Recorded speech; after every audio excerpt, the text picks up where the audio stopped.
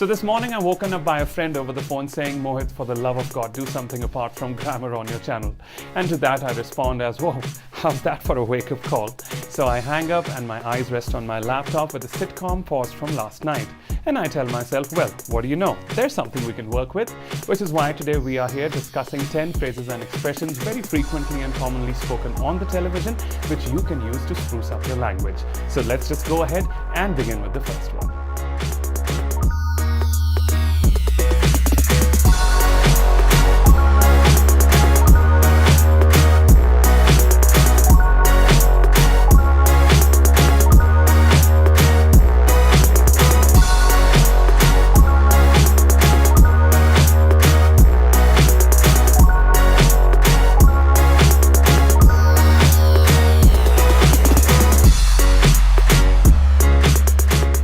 So let's begin with the first expression, which is for crying out loud. And when is it used? It is used to express one's irritation or impatience. Let's understand that use with a bunch of situations. Let's consider a situation where you are making a road trip with a bunch of friends and you're looking for a place to eat. But you've got that one fussy friend who just wouldn't let you stop anywhere because of the way the place looks or the sort of food they serve, or for other reasons which might raise an eyebrow or two. So eventually you do come across a place which you feel has nothing wrong with it, and very excitedly you ask the other friends, hey, how about that place?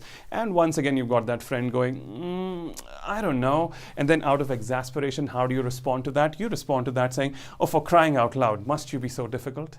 That's one situation. Let's consider another one. Say this time you've got a train to catch and it's cutting close to the hour of the journey, and it seems like you're the only one in the family who has any respect for time or any sense of urgency suiting the occasion, while all the others are door shut in their rooms taking their sweet times getting ready. You look at the watch and you're worried, and how do you respond to that? You get a little impatient, a little annoyed. You look up to the rooms of the others and you go ahead and yell something like, the train leaves in 30 minutes, for crying out loud. And that's another usage. And finally, we come to a final situation where you can also use the sentence as a standalone on its own without the use of any other clause. Say, once again, you've got a train to catch. You're there very much on time, but to your sheer disappointment, you hear an announcement go on the railway station saying something like that the train you're about to board is going to be delayed by another 2 hours. And then, all crestfallen and disappointed, what do you say? Oh, for crying out loud. And that's the first expression, for crying out loud. Let's go ahead to the second one.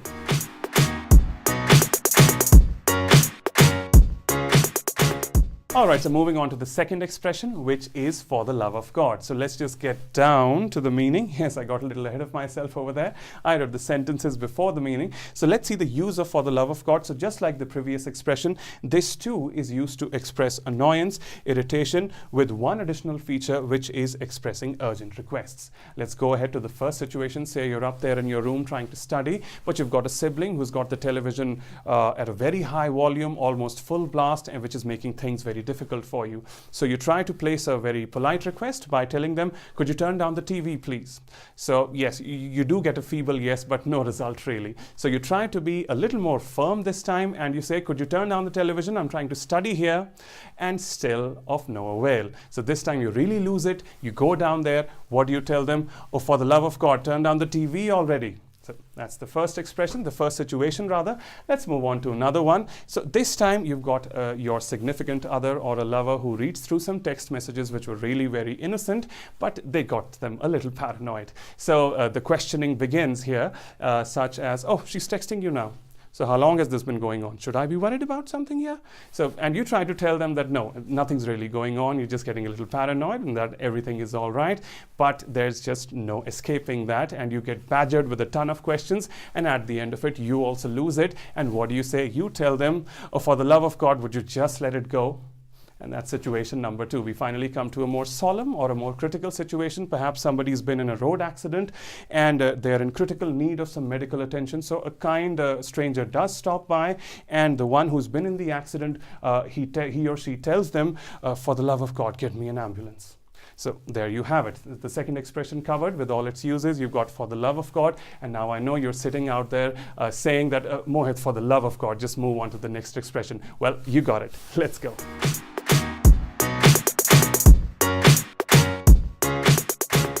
All right, so moving on to the next expression, which is I call shotgun, a very popular North American usage, and it's used quite simply to claim the right to sit in the front seat of a vehicle on a particular journey. So that's quite a popular weapon when it comes to harmless sibling rivalry. So whenever a family is about to be off on a road trip, on a journey, so the one who wants the seat next to the driver yells, I call shotgun, and they've got the seat. Let's take another example over here. So you've got a sentence such as, I call shotgun, I get nauseous at the back. And this person will be riding next to the driver. So there you have it, I call shotgun.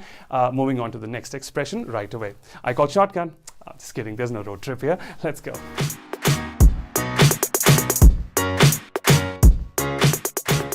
All right, so at number 4, we've got the expression chip off the old block, which is used to describe someone who resembles their parent in character or appearance. So if you've got a son or a daughter who's similar to a parent in character, in appearance, or even in talents, then they are referred to as a chip off the old block. And this makes perfect sense too, because you've got the old block as the parent and the chip off the old block as the offspring. Now let's take a situation over here to illustrate the use. Say you've got a boy named Jack who is practicing his sport in the field and is being pretty good at it too. And you've got Jack's father standing far away at the boundary, looking on with pride onto his son because of his skills in the game.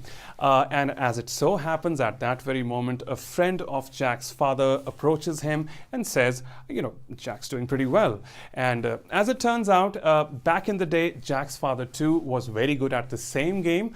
So a little smug, a little modest, both at the same time, Jack's father goes ahead and says something like, well, you know, he's a chip off the old block, indicating that Jack is following in his father's footsteps and hence he's a chip off the old block. Coming to one more example over here, this time an example for similar appearance. You've got the sentence as Gina's a chip off the old block with the same blue eyes as her mother's. So Gina and her mother both happen to have blue colored eyes, so there's a similarity of appearance. So Gina in this case is a chip off the old block, and the old block being her mother. And that's number 4, chip off the old block. Let's continue ahead on to number 5.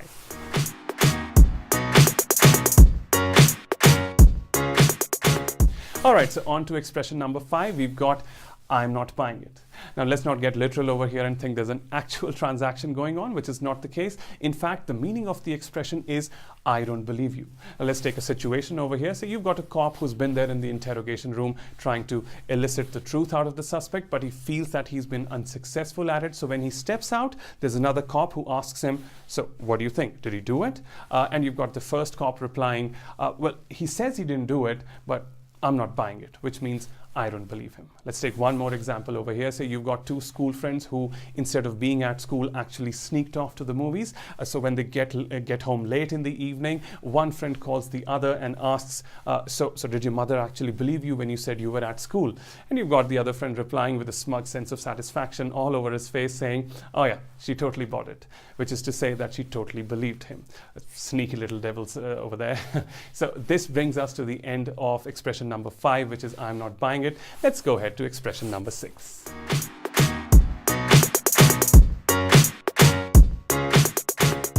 All right, so at number 6, we've got a popular North American usage, and the expression is drop the ball, which quite simply means to make a mistake. So you've got a very simple example over here showing that somebody is admitting to their fault. They go ahead and say, oops, I guess I really dropped the ball there. So that's number 6, drop the ball, which means to make a mistake. Let's go ahead to number 7.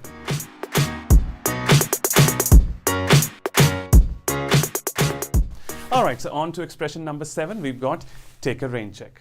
Now, of course, we're not checking the probability of rain over here, but what we are actually doing is we are politely refusing an offer with the implication of perhaps taking it up at a later date. Let's take an example over here. Say you've got a bunch of friends who are going to a party and they invite you as well. They say, hey, why don't you also come along? But you've got a lot to do today and you won't be able to make it, so how do you politely refuse? You go on ahead and say, thanks guys, but you go on ahead without me. I've got a bunch of chores to take care of today, so I guess I'll take a rain check maybe some other time. So you've got that polite refusal with the use of take a rain check and also with the implication of taking up the offer at a later date, hence the maybe some other time. So that's expression number 7, take a rain check. Let's move on to expression number 8.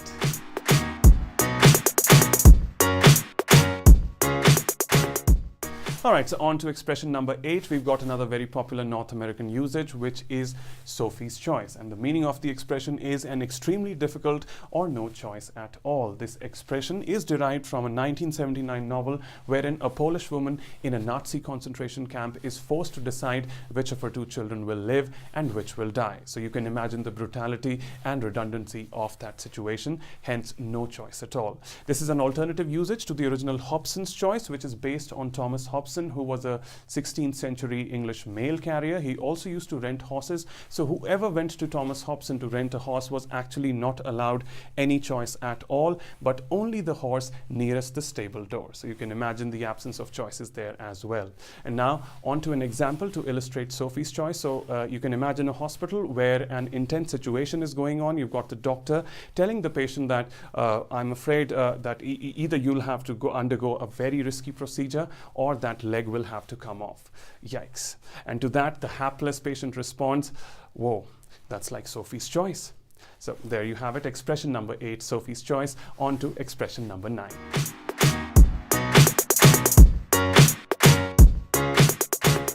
All right, on to expression number 9, we've got heads up, and the meaning of the expression is an advance warning of something. So let's take some situations over here. Say you had a surprise test coming up at school.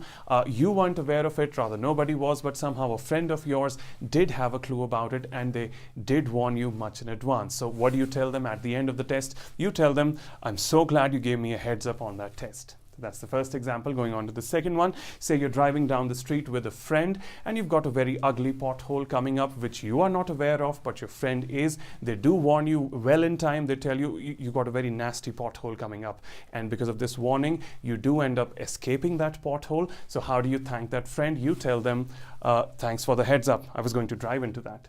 So that's heads up, expression number 9, meaning an advance warning of something. And now on to the final, number 10.